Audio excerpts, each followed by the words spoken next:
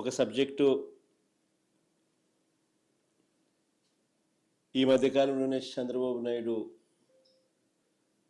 తానేదో చాలా గొప్పగా చేశాను అని చెప్తూ రీసర్వే మీద క్రెడిట్ చోరీ చేసే కార్యక్రమం ఏదైతే తాను చేస్తూ ఉన్నాడో ఆ క్రెడిట్ చోరీకి సంబంధించి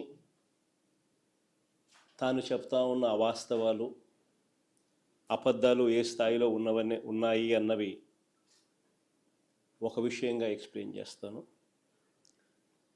రెండో విషయంగా ఈ మధ్యకాలంలోనే చంద్రబాబు నాయుడు పల్నాడులో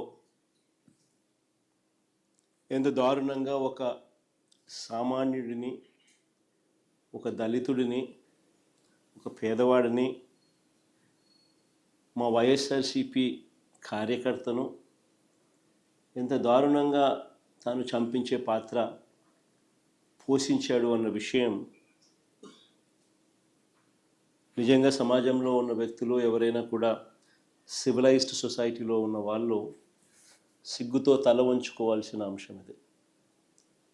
ఈ విషయంలో నిజంగా జరుగుతూ ఉన్న అన్యాయం గురించి కూడా ప్రస్తావిస్తాను. మొట్టమొదటిగా సర్వే గురించి, ఈ రీసర్వే టాపిక్ గురించి we will take it forward. ఈ మధ్యకాలంలో చంద్రబాబు నాయుడు గారు మాట్లాడుతూ ఉన్న మాటలు ఈ రీసర్వే సబ్జెక్ట్ మీద మనమంతా కూడా చూస్తే ఒకసారి ఈ భూమండలం మీద నిజంగా ఇంతటి దారుణమైన క్రెడిట్ చోరీ చేయగలిగిన వ్యక్తి ఇంకొకడెవడైనా ఉండగలడా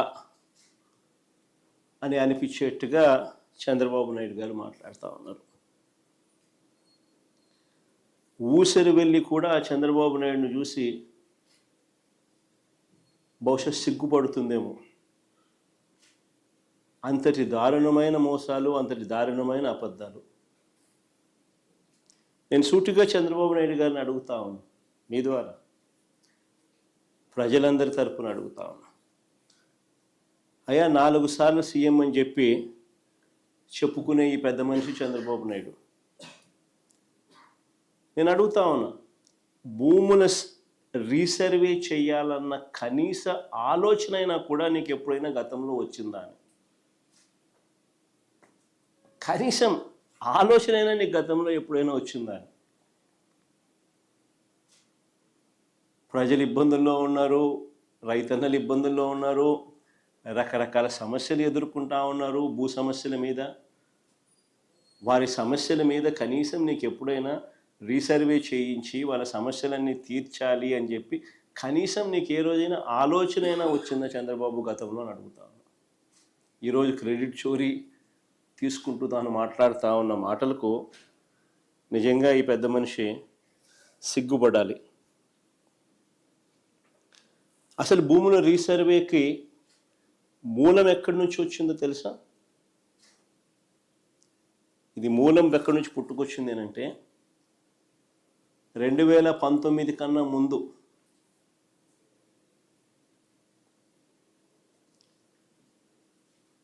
నా 3648 కిలోమీటర్లు సాగిన నా పాదయాత్రలో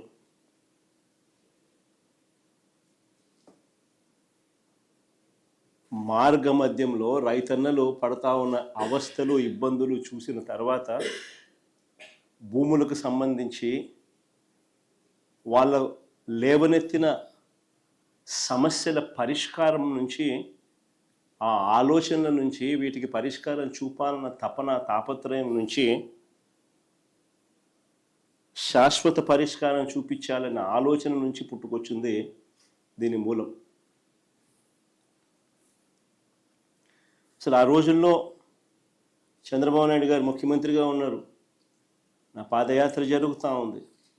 2019కి ముందు రాష్ట్రంలో ఒక్కసారి రెవెన్యూ వ్యవస్థ పరిస్థితి ఎలా ఉంది అని అంటే, సర్వేయర్లు లేరు, సరిపడా సిబ్బంది లేరు, పరికరాలు లేవు, లేటెస్ట్ టెక్నాలజీ అంతకన్నా లేదు. భూములు ఎప్పుడైనా కూడా క్రయ విక్రయాలు జరిగినా, లేకపోతే భాగ పరిష్కారాల్లో భాగంగా ఏదైనా కుటుంబాల మధ్య డివిజన్ చేసుకున్న సబ్ డివిజన్ లేదు, మ్యూటేషను లేదు. ఇవి కూడా జరిగేటివి కాదు. పైగా ఎడా పెడ, లెఫ్ట్ రైట్ సెంటర్, ఈయనకు ఎప్పుడు మూడు వస్తే అప్పుడు, ఎప్పుడు బుద్ధి పుడితే అప్పుడు, ఎవరైనా నచ్చకపోతే అప్పుడు. 22A అంటే ప్రోహిబిటెడ్ ల్యాండ్ సేల్. 22Aలో భూములు పెట్టడం, ప్రోహిబిటింగ్ ఎనీ ల్యాండ్ సేల్.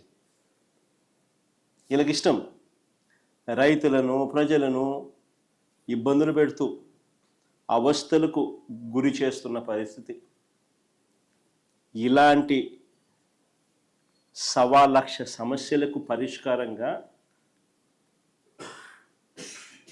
సమగ్రమైన భూ సర్వే అండ్ సమగ్రమైన ల్యాండ్ రిఫార్మ్స్. భూ సంస్కరణలు చేయాలన్న ఆలోచన వాటి నుంచి వచ్చింది. అందుకని 2019 ఎన్నికల కన్నా ముందే మా మేనిఫెస్టో కాపీ కూడా ఒక డిస్ప్లే చేయండి ఒకసారి. మా మేనిఫెస్టో కాపీలోని 2019లో ఒకసారి డిస్ప్లే చేయండి.